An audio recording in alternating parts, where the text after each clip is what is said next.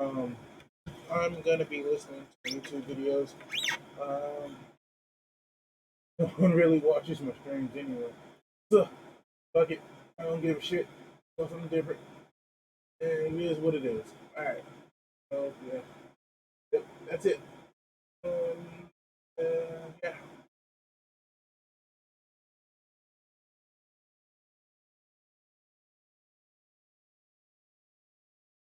Welcome back, everybody, to another video. Really quickly before we get into it, I finally got around to creating channel memberships. It's actually been something I've wanted to do for quite some time. As 99% of you are probably aware, you've been told this by every other content creator that you watch, YouTube monetization is hard to come by. So revenue obviously goes down big time, and if you guys are interested in supporting the channel, please check out the membership section, which is now live. It should be good to go. It's only $4.99. You get exclusive live streams where anybody can say anything. We can talk about whatever you want to. All the questions are going to be answered, plus some exclusive videos every month. And actually what's cool about that is you guys get to dictate the exact video or topic that I cover, and then we can talk about it in a live stream and so on and so forth. So if you guys are interested in that, definitely check it out. Today we are talking once again about the hashtag MeToo movement. More specifically, the hashtag MeToo backlash. Now, I have to say this as a disclaimer, and I have to do this every time. You guys are probably sick and tired of hearing it, but unfortunately I have to because people misconstrue what I say. The MeToo movement has done some good things. People like Harvey Weinstein have been found out. Their actions have been brought to the limelight, or have been brought into the limelight, rather. And so there have been some good, positive benefits from the MeToo movement. But with anything in life, with any movement, there are also negative consequences. And they're just as important, and people need to talk about them. One of the big ones regarding the MeToo movement is that men do not feel comfortable working with women or even hiring women anymore, or at least to the same degree that they used to. Anyways, today we're going to look at a video which explains this perfectly. I think it actually does a really good job of showcasing what's going on and the problems that people are now running into, so definitely stay tuned for that. But before we get into it, here is the context, which of course is important. And now I have talked about a number of these studies before in previous videos, but there is now a twist. Before, it was just men that were being studied and researched, and essentially what was found out was that men are now more reluctant to work with and hire and interact with women in the workplace. The number one reason is because they're worried about false accusations. Now, the very unfortunate thing about this, and it's definitely a terrible thing that's happening, is that women that have done nothing wrong at all are now going to find it more difficult to get things like promotions, more pay, to be mentored by a man, because men are scared. They're scared about false accusations. And the numbers are out there. I mean, some studies paint it at 40%, some studies put it at 60%, so it's quite substantial. But now, like I said, there's a twist, because it's not just men, it's also women that are reluctant to hire women.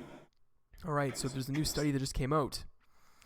According to the study, 74% of women now say they are more willing to speak out against harassment, while 77% of men anticipated being more careful about potentially inappropriate behavior. All right, so that's, I guess you could argue, a positive thing. But here's where it gets interesting.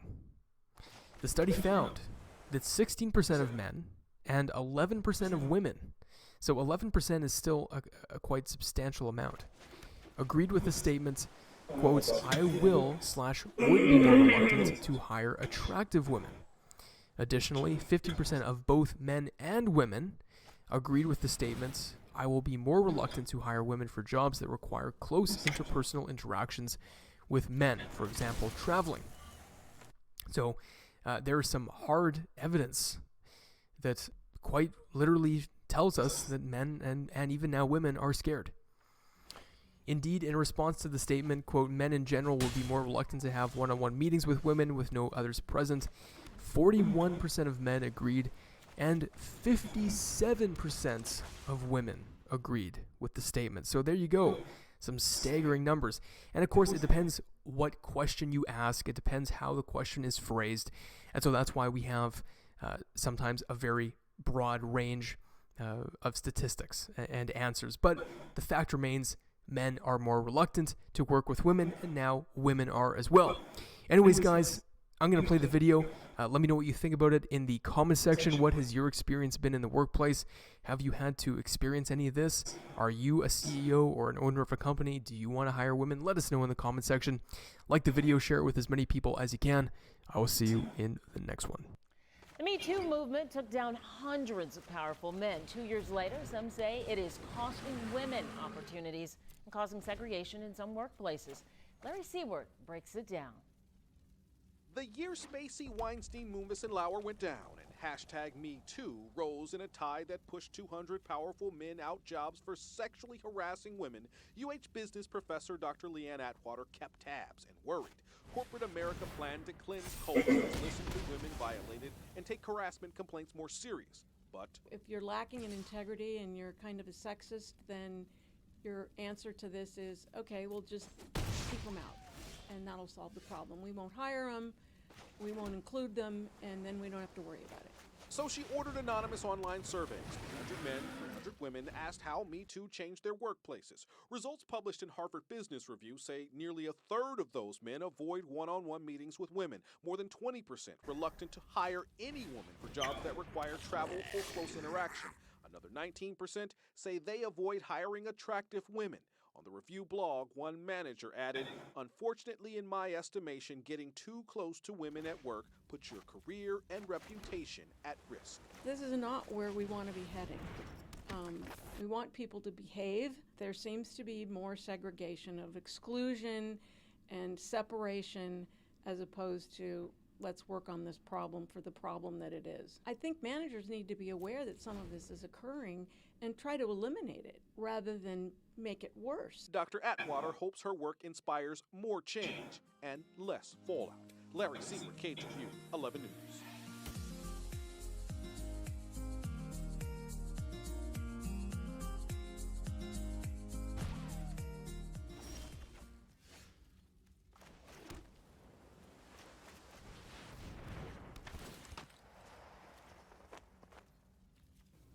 Do we have enough left for tomorrow? We don't have tomorrow. Good. I'll bring it in this week. Ben Shapiro, we are live. The people have spoken. Well, thank you for having me. Thanks for being here, man. I became a fan of...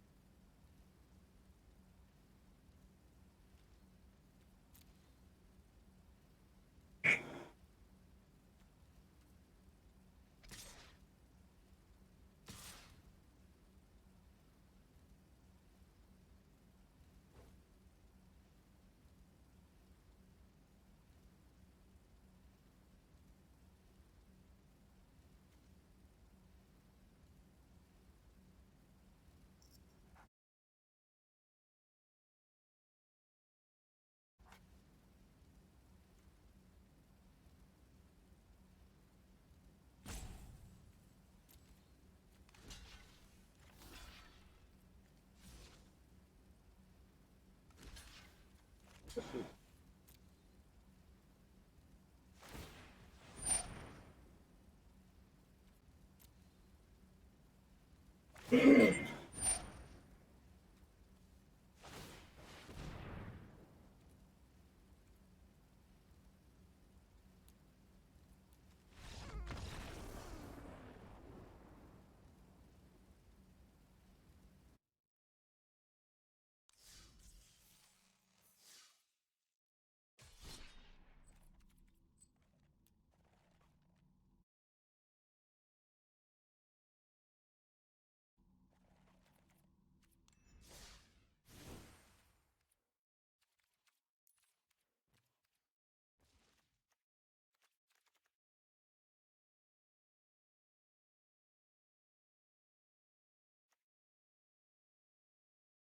Let's see.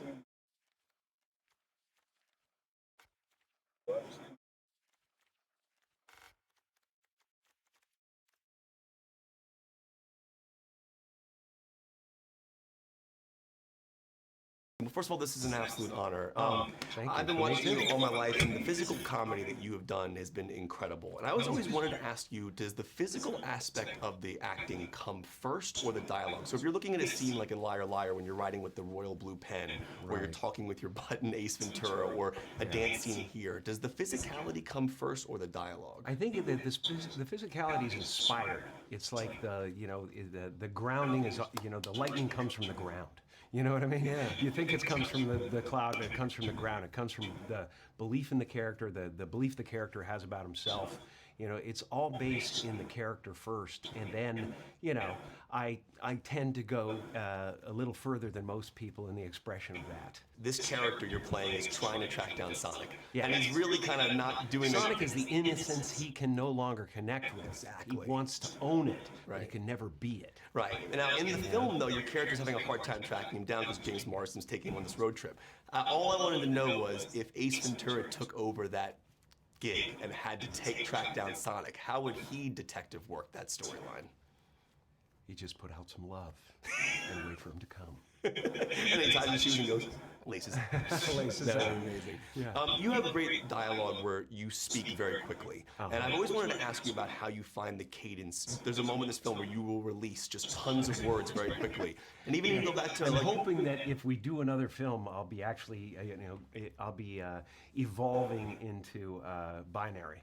You know what I mean? So people can go and look it up. Yeah, but the words are come out of your mouth so quickly. Yeah. And if you go back to all your films, like even like films where you get out of breath when you're speaking, like in Liar Liar or things like that, do you have to find a certain level of those words and the cadence of how they're all going to fit together so you can speak them so quickly? Is it written? Yeah, that they way? have to be put together in a way that can flow. Yeah. And then sometimes I'll have time and I can actually commit them to memory and get to the point where they become something that is shifted from the left brain to the right brain, and I can forget about the words and it can just spew out, and it's just basically sound and music. But occasionally it's something I think of at the last second. I say, well, what if the guy turns into a robot? And I mean, like, he wants to be a machine so badly. What if he, and turns into this mechanism that can just spew out this insane dialogue. And I'll have to put it on a card and just go, or put it on somebody's forehead, whatever.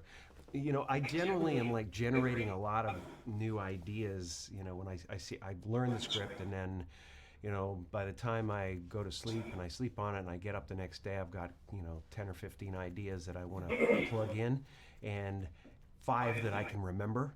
And the rest of them I'll put on cards and hang them from the ceiling and do whatever. And if they come into my consciousness or my field of view, then they happen, or whatever. So it's kind of its own video game, Yeah. And before the interview, we were discussing there's a great line in the film. See, this movie does a great job for adults too, because there's dark humor in there, and there's a line you that gotta speaks do about something for the adults, man. that's They what I wanted gotta to ask enjoy you. the movie too.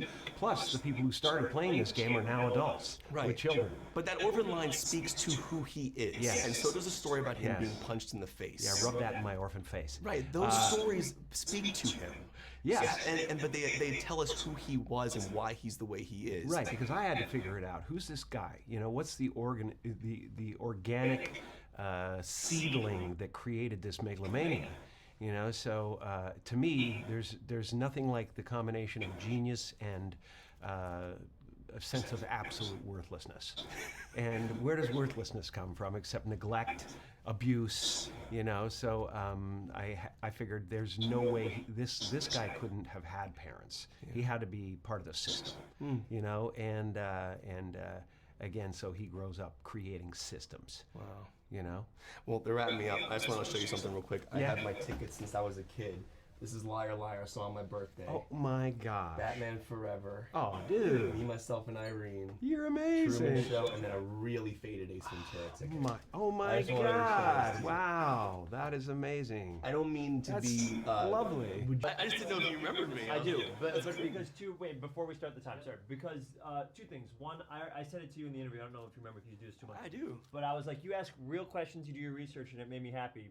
And so I looked for when you interview some of the things that I like if it was, you know, whether it's like a Marvel thing or something like that. And I'm always impressed because you're funny and you're positive, but you also ask real questions. Now it's too much pressure for you. No, thank you so But much. I think you're That great at means this. so freaking much Sorry, to me. I hope that No, doesn't and take but this question is something I'm curious about. Yeah. I know you're going to get a lot of questions today about the CGI and Sure. the beginning CGI and then the new CGI we see. I was just curious, when they fixed it, did you have to do anything else in the fixing process? Good question. I did not, because throughout the whole process, when I'm watching it, oftentimes it's just a stick figure or an animatic. Do you know what that is? Just kind of like a blocky type version of what it would be. Previs. Yeah, exactly. That's exactly the term. So for me rather, my performance was constant throughout, because I always saw different versions of it. I never saw kind of what it was going to look like in the end. And then by the time this redesign happened, it just happened to be that in my head I was like, oh, this is what I kind of saw the whole time. So my voice coming out of this version of it really made me so happy, because I was like, it fits kind of. You've seen the film. I think it fits pretty well together. It does. Did they put dots in your face? They did. I have a picture. I wish I could bring it up. I was curious about So how they they did did dots, that. and then they put one of these cameras in front of me that you're tethered, which is funny as someone who does a lot of voiceover. So like when I'm moving around, this thing is shaking and it's like all weird. So a lot of the face stuff is taken from how I move my face, and then the incredible CG people use that as inspiration to kind of make Sonic look the way he looks. What's interesting when you watch him run is how calmly he speaks while he's running. Yeah. And it's an interesting thing, because he's going 300 miles per hour, how fast he's going. Yeah. Did you have to take into account that you would be talking while he's running? Did that change at all the way you voiced him while he ran? Great question. One of the things that I thought about was that he does it all the time, and he's super confident. I feel like also he's never really had a villain like Robotnik before. He's never really been defeated. You know, when he was a baby, he went through obviously a tough experience, but so he's so confident that when these very high intensity situations happen, he's still cracking jokes and whatever, because he's gonna be fine. So it's only until he sees Jim Carrey. So when he's running, he's so confident and he's, you know what I mean, that he can, I don't have to do it. But whenever there's efforts, like pushing whatever, I would talk through those efforts. But running, I thought he's done it so many times. Yeah, it's cool. Yeah. Now, the bucket list conversation I thought was interesting. Yeah. I was just talking to James Morrison about this, about the idea of a bucket list He's director. very pretty, right? Look at James Marsden. He's just a beautiful man. Very good looking gentleman. Very beautiful. We were talking about directors, and like we were like, Yes. what is your bucket list? One director Oh, that you could have direct you on a set. And his was the Coen brothers. So I'm just curious. That's already wrong. You said one director. You gave Well, I me mean, two. yeah. Too late, Kevin. You screwed up. Joel and Ethan, they're a pair. Like, One would be tough, man. One would be tough. I have a list of like 20 that I can't wait. Because also there are these newer directors also that are starting to break that I can't wait to work with. But like to do a movie with Steven Spielberg, it would be a tough one. That would be the one, just because that's what movies were to me growing up. I did a movie with Zemeckis, but for me Zemeckis was one of those. Yeah. But I mean Taika, man, I want to do a movie with Taika. I want to do a movie with Lord and Miller. There are all these people that I would do anything. I've done stuff with JJ, but I want to do a comedy with JJ. There's all these people I really want to play with. It's a really cool time right now. I wish we had more time to talk about it, but like, there's so much content right now that I wonder what happens in the next 5 years. But it is a great time for me as a creator, because I write quite a bit, that I can try to make some stuff. I got a couple specials coming out, stuff like that. So it's a very interesting time where I'm going to try my best to work with all these people while I can. Obviously, with Sonic being CG on set, what are you given when you're physically touching him? Like if you high five him, what do you touch? Right. Yeah. So it's easier when you're just looking at him, right? Because it's like a C-stand, a little piece of tape, or they stand up a little stuffed animal there. If I'm holding him, there's a blue beanbag, like a shot bag. So that there's weight. It looks like, because if you're just doing this, it doesn't look like you're holding anything that has weight to it. So it would be a green or blue. Green because it's chroma key green. It's easy for the CGI artist to take it out. Yeah. Beanbag about took 12 pounds. And then there was discussion about how much Sonic weighs. How much does How Sonic tall weigh? is he and how much he weighs? I'm gonna get this wrong, but I think he's like 18 to 20 pounds, Okay. something like that. That's I could be wrong on that. I'll have to ask the showrunners. I'm really curious about that. You know, interestingly enough, the characters is incredible. Now, when the first trailer came out, the CGI was different. They finalized the CGI later on, and the version we're seeing now is incredible. Yeah. Did you have to do anything else during that fix? No. So you had no scenes to redo. It was just him being. No, CGI. it was a whole thing that the filmmakers and the computer artists took care of, you know, on a whole separately. We were already, we were 3 months done shooting the live action stuff. So I was on to another project. I just kind of heard about it and saw this sort of wave of people come out with their voices, and it was like, holy crap.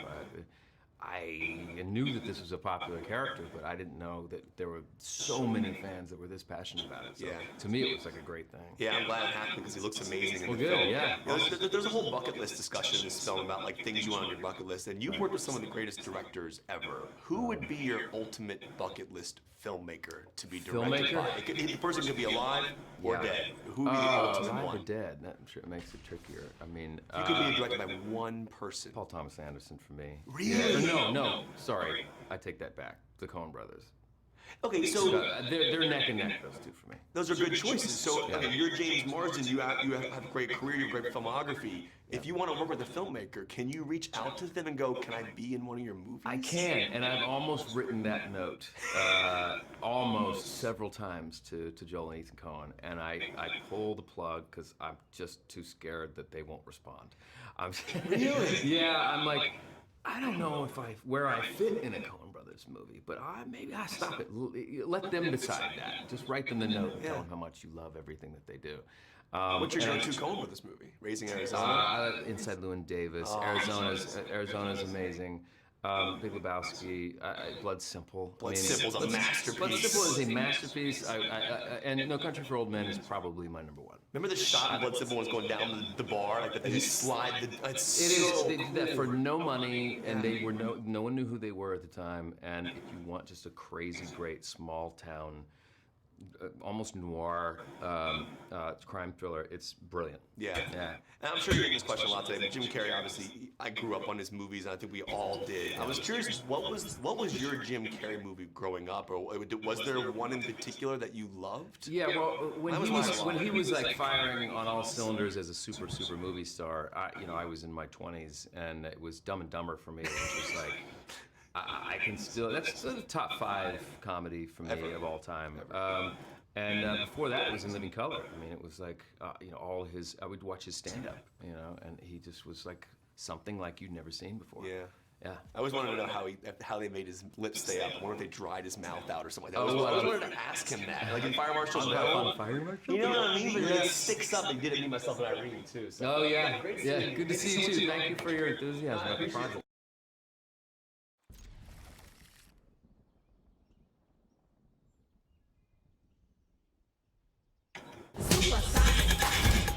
Good morning, my rural chum. Mr. Zombies and Hitler have been the peanut butter and chocolate bad guys in video games since 1981, when Castlevania let us enter into its dark confines, stuck to a 2D plane, and smite the crooked, cross-wearing bastards with their double-barreled bad day enders. No other group in history so reviled that people get legit pissed that you can't kill them in the game. Don't believe me? Just watch what happens when instead of them you get their bad guy stunt doubles, but the symbol's replaced by a picture that looks like a dinner plate with a fork stuck through it. And that's what's so great about zombie army games. They just flat out pretend zombies and Nazis are the same thing. Hitler's armies, corrupted by arcane rituals, are now zombies? Check, please. In the third-person shooter Zombie War 4, it's up to you to continue to stop that zombie menace. Apparently, 3 entire prequels where the heroes could not abolish it by sprinting through locations, easy-clapping the undead, and ruthlessly stealing everything you can that's not nailed down. And it's got zombie sharks. Let's get to it. Zombie War 4 by Rebellion is $49.99 for the basic version, which this review is based on. It's coming for the PC on the Epic Store, PS4, and Xbox. Let's see how it did, shall we? As always, if you like the video, maybe subscribe. Or find a YouTuber out there that you watch and you haven't subscribed to that you like their stuff, and give them a check on that old subscription box. It does help. Graphics are up first. You know, a little bit like zombie movies, most zombie games won't win any awards unless you're Resident Evil and you have $1 million in your development. Zombie Army 4 is particularly in the prior boat. It looks better than the prior games, and in some places a great deal better. And sure, it does a passable job moving you from the crashing train car to crashing train car moments, or a jungled out zoo run by what looks like undead caretakers, all the way to a boxing gym, to a sewer, all in 1 hour. And somehow, the entire way it works actually makes you believe these are all in the overall same place. But the problem here is it never looks better than just pretty good. Every time you and your pals start to think, you know what, let's LFG bros, and you do, you're sort of thrown into a new spot that looks decidedly like the one you left prior. And that continues to build throughout the game until the later levels, which I would say throw a couple curveballs at you in the game's defense, but it's still very noticeable. One of the other major complaints, regardless of version, is the texture quality and just the fleshed out feeling to the world itself. Even on PC, it's pretty rough, and it never really feels that detailed, so moving around sets and locations can start to feel a little bit like your eyes are sliding off everything and can't focus, and that's when you realize there really isn't a lot there to focus on. Couple this with the closed-in environments, and it's easy to look around and think, really, this is all there is? There's an unevenness here that's like someone called in sick for 5 weeks, and during that time, the person in charge of building the levels just did whatever work they could to get by. While many locations are pretty drab to look at and explore, there are some interiors, however, that I did like and have a good amount of debris and lived-in feel to them. Sadly, almost everything in the game world, though, is stationary. It's a world clamped down and refusing to budge, aside from boxes of ammo and the enemies themselves. This is also a game that screams out for destructibility, and aside from some barrels and a couple crane hooks to drop barrels on the enemy's head, it is not interactive at all.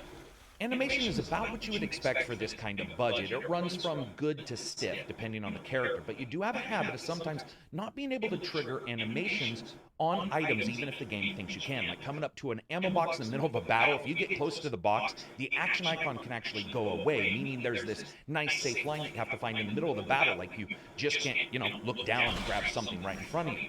Also, sometimes, and this occurred on the console version more often than the PC version, a death animation didn't play exactly right away. It's like there's this moment where the bullet and the body don't realize they're hanging out at the same club, then they see each other and like, oh shit, dude, my bad, I didn't see you there. They fist bump, and then one of them spontaneously explodes. Speaking of exploding, while gun effects are great, explosions from weapons you use like mines and grenades of all kinds look really last gen, especially weapons like the flamethrower. This flamethrower, it looks so bad. It looks like it's shooting yesterday's beer past a 90-year-old's prostate. Totally weird looking, and then when it does hit him, it doesn't really light him on fire that much. It just sort of allows them to sprout out fire effects on themselves. It never looks anything other than budget. But that doesn't mean everything's bad. In fact, there's a lot of things I did like. I enjoyed some of the smaller levels interspersed with the larger ones, with some of them offering secrets here or there as you slip and slide and duck and weave your way through all the zombies that were sort of ingeniously hidden, something I didn't expect. Also, the weather effects, in particular, the soft effects and the lighting can be great depending on the level. I also enjoyed the creature design. Some of them don't make a lot of sense, especially because they're humans turned into zombies and suddenly you're fighting a bunch of Andre the Giant looking motherfuckers out there, but other than that, it was pretty good. Now this brings us to performance. While the normal consoles are stuck at around 1080p resolution, Xbox X did have a performance option to get to 4K resolution and attempting to lock the frame rate at 30 FPS. Or you could do the performance option, which was an unlocked frame rate, and what looks to be about 1080p resolution, getting anywhere from 110 FPS to as low as... Alright guys, I'm calling it quits on today's stream. For watching, join, listen to views.